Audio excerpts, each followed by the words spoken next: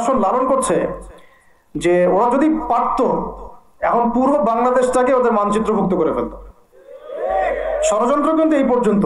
আর এই বিষয়টা আমাকে খুব পীড়া দিচ্ছে ভিতর থেকে, যেটা আমাদের আচরণ, আমরা যে এত বেশি মানে দাসত্বের একটা ইয়াতে চলে আসছি, মেজাজটা আমাদের দাসত্বের মতো চলে আসছে। আমরা শত্রুর চোখে চোখ রেখে কথাই বলতে পারি না। শত্রুর চোখে চোখ রেখে কথা না বললে তো সে আমাকে দাম দিবে না। কই, সে তো চায়নার সাথে এসব ডিল করতে পারে না, সে তো ইভেন পাকিস্তানের সাথেও তো পারে না। পাকিস্তানে কি খুব মুসলিমদের ঐক্য আছে নাকি? না, নাই তো। ওর ইন্টারনাল অবস্থা তো আমাদের চেয়ে অনেক সময় খারাপ। কয়েকটা পারমাণবিক বোম আছে, এই কারণে তার দিকে তাকাতে পারে না। স্বাধীনতার 50 বছরে কয়টা মিসাইল তৈরি করলেন? একটাও তো তৈরি করার ফিকির করলেন না। তাহলে বিগত 50 বছরের ইতিহাস যদি আমরা ঘাটি, তাহলে দেখবো যে যত রকমের মানব রচিত তন্ত্রমন্ত্র আছে, এই তথাকথিত গণতন্ত্রই বলেন, আর এই জাতীয়তাবাদের কথাই বলেন, আর এই তথাকথিত ধর্মনিরপেক্ষতাবাদ, আর এই কমিউনিজম যা আছে সব ফেল করেছে। পশ্চিমা সব মতবাদ এখানে এমন ভাবে ফেল করেছে যেটা ইতিহাসে বিরল। তাহলে একটা মাত্র পথ আপনাদের সামনে এখন খোলা আছে, যেই পথ দিয়ে এই সমস্ত সমস্যার সলিউশন আনা সম্ভব। সেই পথটাই হচ্ছে ওই যে লেখা আছে, সিরার আলোকে উম্মার সংকট নিরসন করা। ওই সিরাতের আলোকে যদি উম্মার সংকট নিরসন করতে না পারি, আর কোন রাস্তা আমাদের সামনে খোলা নাই। দিন কায়েমের শর্ত 3টা বলেছেন না? 3 নম্বর শর্তটাই হচ্ছে এটা যদি ইবাদত হয়, দিন কায়েম যদি একটা ইবাদত হয়ে থাকে, তাহলে সেই ইবাদত কবুল হবে শুধু একজন ব্যক্তির তরিকায়। কার তরিকায়? মুহাম্মদ রাসূলুল্লাহ সাল্লাল্লাহু আলাইহি ওয়াসাল্লামের তরিকায়। ইবাদত হতে হবে এক আল্লাহর জন্য, হালাল রিজিক থাকতে হবে, এবং তরিকা হতে হবে কার? মুহাম্মদ রাসূলুল্লাহ সাল্লাল্লাহু আলাইহি ওয়াসাল্লাম। তো মুহাম্মদ সাল্লাল্লাহু আলাইহি ওয়াসাল্লামের তরিকাই হচ্ছে সিরাত, যেটার মধ্য দিয়ে আমরা দিন কায়েম করব ইনশাআল্লাহ। আর কোনো রাস্তা খোলা নাই। যত তন্ত্রমন্ত্র নিয়ে আসো, যত তন্ত্রমন্ত্র, এখন তো 4টা-5টা আছে, আরো যদি নতুন কোনো তন্ত্রমন্ত্র নিয়ে আসে, তারপরেও এই জাতির মুক্তির কোনো পথ নাই সিরাত ছাড়া। এখন আমাদেরকে আগে সিরাত পড়তে হবে ভাই, সবাইকে আগে সিরাতটা পড়তে হবে।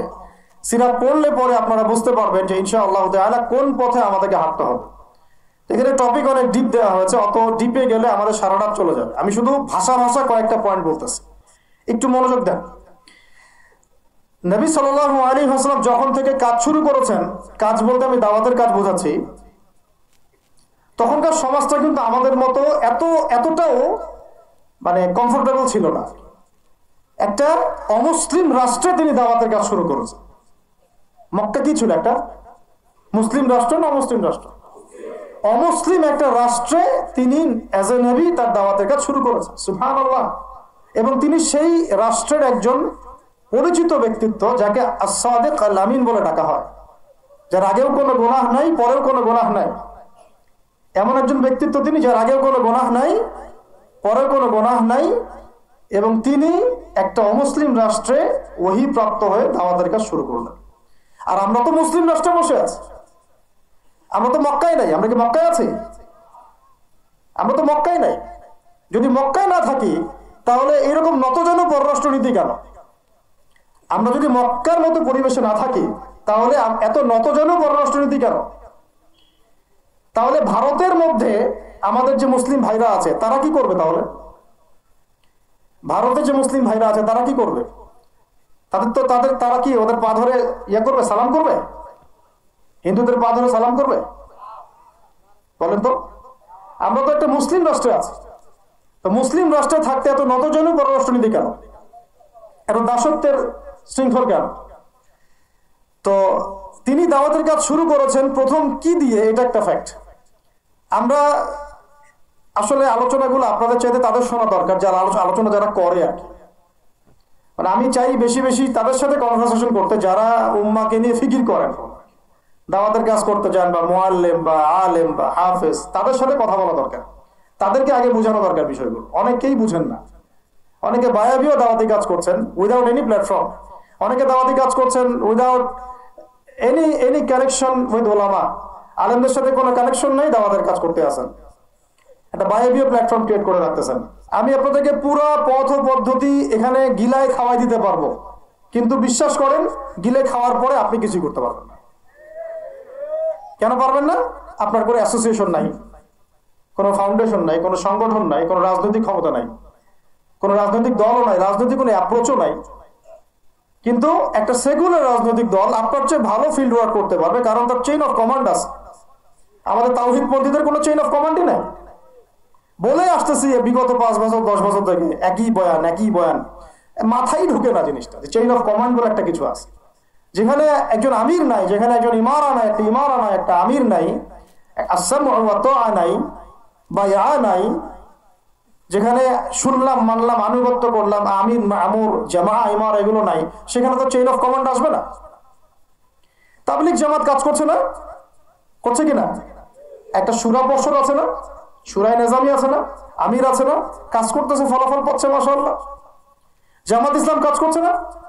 একটা চেইন অফ কমান্ড আছে, প্রত্যেকটা জেলায় জেলায় শাখা আছে, তারা তাদের উপরের লেভেল থেকে কোনো ডিরেকশন আসলে সেটাকে রুট লেভেলে বাস্তবায়ন করছে। তারপর ধরেন যে ইভেন এই যে আওয়ামী লীগ চলে গেল, তার একটা চেইন অফ কমান্ড ছিল না? ছিল কি না? উপরে যে বলতো জঙ্গি, নিজের ওই ব্যক্তিও বলতো হ্যাঁ এই জঙ্গি, এমন একটা চেইন অফ কমান্ড ওদের ছিল না? এখন বিএনপি যারা রাজনীতি করতেছে ওদের নাই? আছে। এখন আপনি বলেন যে ইসলামপন্থীদের রাজনৈতিক দল কয়টা?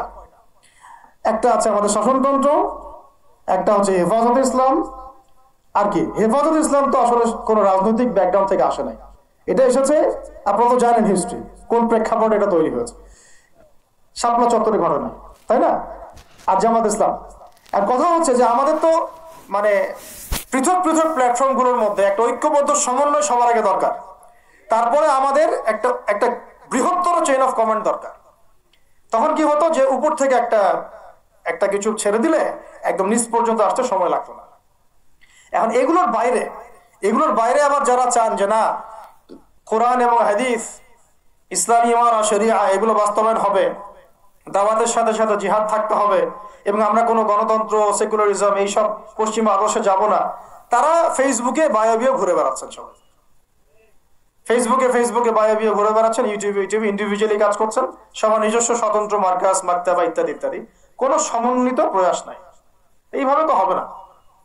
এইভাবে কি হবে? সর্বোচ্চ এককভাবে কিছু দাওয়াত দেওয়া যাবে। কিন্তু নবী সাল্লাল্লাহু আলাইহি ওয়াসাল্লাম ওহী প্রাপ্ত হওয়ার পরেই দাওয়াতের যে কাজ শুরু করলেন, এটাই চেইন অফ কমান্ড। সুবহানাল্লাহ। একটা জামার মধ্যে তিনি সবাইকে নিয়ে আসছেন। খেয়াল করে দেখেন, প্রথম ওহী আসলো কি সংক্রান্ত? ইকরা বিসমি রাব্বিকাল্লাযী খালাক। এই তো পড়ুন আপনার রবের নামে যিনি আপনাকে সৃষ্টি করেছেন। তো পড়া তিনি কি পড়তে পারতেন? তিনি তো পড়তেও পারতেন না। তিনি তো বলছিলেন যে মা আনা বিকারি, আমি তো পড়তে জানি না, তারপরে তাকেই পড়তে বলা হচ্ছে আপনি পড়ুন। কারণ এই জ্ঞানতাত্ত্বিক রেভলিউশন ব্যতীত সমাজ সংস্কার সম্ভব না। এখন আমরা সমাজ সংস্কার সবাই করতে যাচ্ছি, কম বেশি সবার জায়গা থেকে, পড়াশোনা কেউ করতে চায় না। আল্লাহর কসম করে বলছি, যারা ইভেন দাওয়াতের কাজ করছে এইসব জায়গায় আমরা যারা দাঁড়ায় আছি না, তাদের অনেকেই ওলামায়ে কেরামের সাথে কোনো তাআল্লুকই নাই, কোনো সিলেবাস নাই, কোনো পড়াশোনা নাই, কোনো ক্রাইটেরিয়া নাই, কোনো আরবিক শেখার কোনো ফিকির নাই, কোরআন শেখার কোনো ফিকির নাই, তাফসীর শেখার কোনো ফিকির নাই। আমি দাওয়াতের কাজ করতেছি, সুবহানাল্লাহ, মানুষ আমাকে সেলিব্রিটি মনে করে, দ্যাটস অল। এভাবে হয়? এভাবে কি দাওয়াতের কাজ হয়? অথচ নবী সাল্লাল্লাহু আলাইহি ওয়াসাল্লামকে আল্লাহ পাক পড়তে বলছেন। তাহলে প্রথম দরকার আমাদের জ্ঞানতাত্ত্বিক রেভলিউশন, যেটা বললাম যে বিগত 50 বছরে অলরেডি আমাদের ঘরে ঘরে একজন করে আলেম, একজন করে হাফেজ থাকা উচিত ছিল। এটা বিগত 50 বছরের শিক্ষা সিস্টেমটা এমন ভাবে সাজানো হয়েছিল যেটা একটা ধর্ম নিরপেক্ষ শিক্ষা সিস্টেম। এটা এই যে একটা ছেলে বসে আছে 30 বছর বয়স, ওর তো অধিকার ছিল যে সে এসএসসি এইচএসসি অনার্স মাস্টার্স লেভেলে এসে কোরআনের অর্থ করার যোগ্যতা অর্জন করবে। এটা তার রাইটস ছিল অ্যাজ এ মুসলিম কান্ট্রির একজন সিভিলিয়ান হিসেবে। তার রাইটস ছিল এটা যে আমি একজন মুসলিম কান্ট্রির সিভিলিয়ান, আমার রাইটস আছে স্কুলে গিয়ে কোরআন শেখা, কলেজে গিয়ে কোরআনের তাফসীর শেখার, অনার্স লেভেলে গিয়ে হাদিস পড়তে শেখার, হাদিসের মুতাআলা করার। ইভেন সে মাস্টার্সের পরে ইফতা দেওয়ার মতো যোগ্যতা অর্জন করতে পারতো যদি শিক্ষা সিস্টেমটার মধ্যে সমন্বয় থাকতো। কিচ্ছু করা হয় না এইসব লেভেলে। 50 বছর ধরে এই জাতিকে শিক্ষা বন্ধ করে রাখা হয়েছে। কওমি মাদ্রাসাগুলো যদি না থাকতো এই দেশ থেকে ইসলামকে মিটাই ফেলে দিত এরা। এটা বাস্তবতা।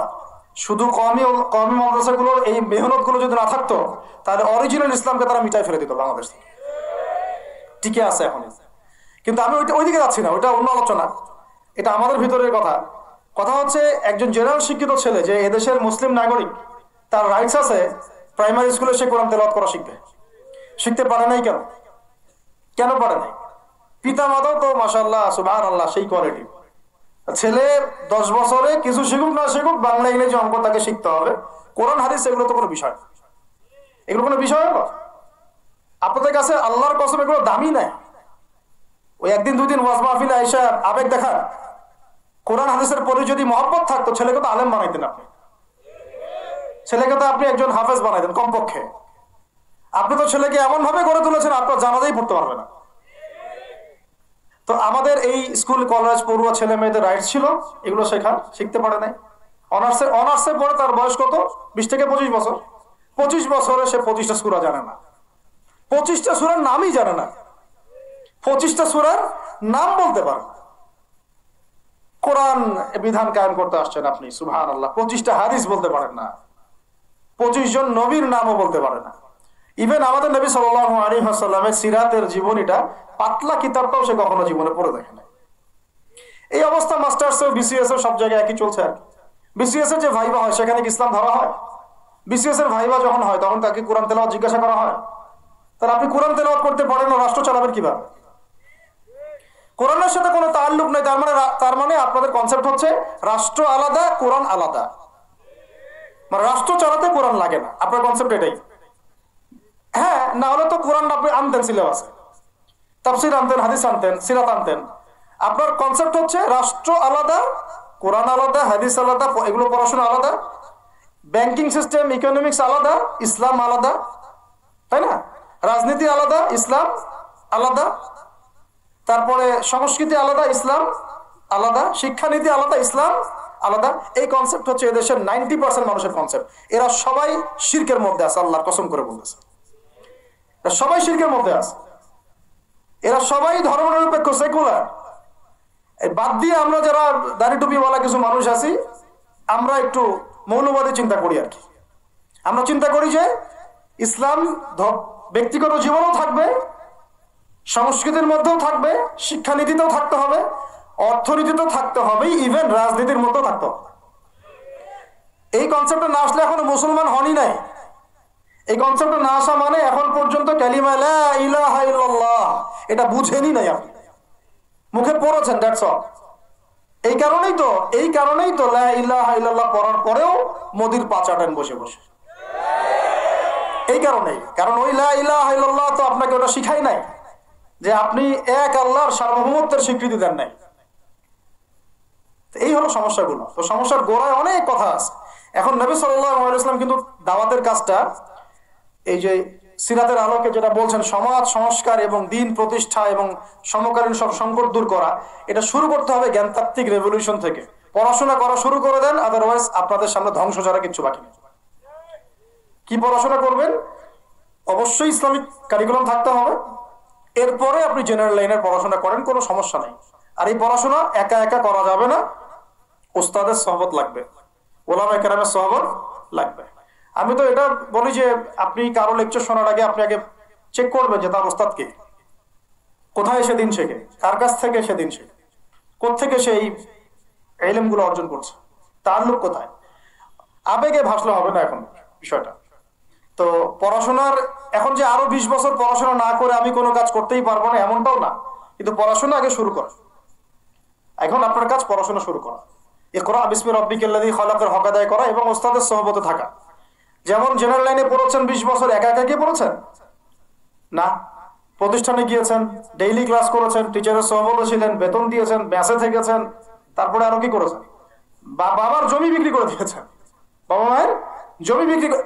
সেম অন্তত পক্ষে এতটুকু যতটুকু আপনি জেনারেল লাইনের জন্য করেছেন, জেনারেল লাইনে যদি যতটুকু করেছেন, ত্যাগ, শ্রম, মেধা খরচ, কষ্ট স্বীকার করা, এর যদি অর্ধেকও যদি দিন শিক্ষার জন্য করতে না পারেন, আপনি নিজেও মুনাফিক, আমরা নিজেরাও মুনাফিক। তখন বেশক আমাদের মধ্যে নেফাকি আছে। সুবহানাল্লাহ, আপনি একটা ডিগ্রির জন্য একবার 20 বছর ঢালতে পারেন, 20 কোটি টাকা ঢালতে পারেন, বাপের জমি বিক্রি করতে পারেন, বেঁচে থাকতে পারেন, ঢাকা বিশ্ববিদ্যালয়ের সেই লাইফ লিড করতে পারেন, এক বিছানায় দুইজন থাকি, ফ্লোরের মধ্যে ফ্লোরিং করে থাকা, হাজার হাজার লাখ লাখ টাকা খরচ করা, কষ্ট করে সকালে ওঠা, রাত জাগা, পড়া, পরীক্ষা দেওয়া, অ্যাসাইনমেন্ট, কত কি। আমি তো জানি এগুলো, আপনারা তো অনেকে না জানেন, আমি তো জানি, আমরা তো ইউনিভার্সিটিতে পড়ছি।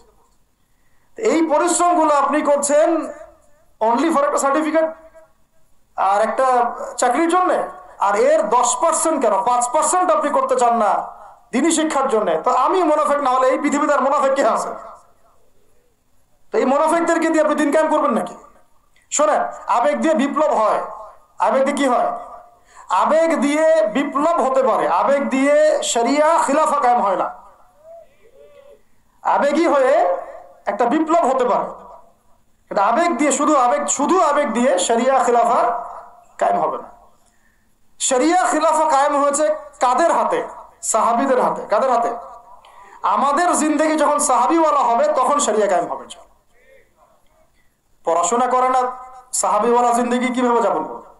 ওলামায়ে কেরামের সাথে তাআল্লুক নাই, সাহাবীওয়ালা জীবন কিভাবে যাপন করবে? নামাজের ঠিক নাই, সাহাবীওয়ালা জীবন হইল কিভাবে? কোরআন তেলাওয়াত করতে পারেন না, সাহাবীওয়ালা জীবন হইল? দিনের জন্য আমর বিল মারুফ নাহি আনিল মুনকারের কাজ নাই, ওই যোগ্যতাও নাই, তাহলে সাহাবীওয়ালা জীবন হইল কি? চেহারা সুরতের মধ্যে ইসলাম নাই, সুন্নতের প্রতি পাবন্দি নাই, সাহাবীওয়ালা জিন্দেগি হলো কি? সাহাবীদের হাতে বদর যুদ্ধ হয়েছে, জয়লাভ করেছে। উহুদ প্রায় জিতেইছি, এটা জিতেই বলা যায়, সাময়িক বিপর্যয় হয়েছে। খন্দক, খায়বার, মুতা, ইয়ারমুক কাঁপিয়ে দিয়েছে কারা?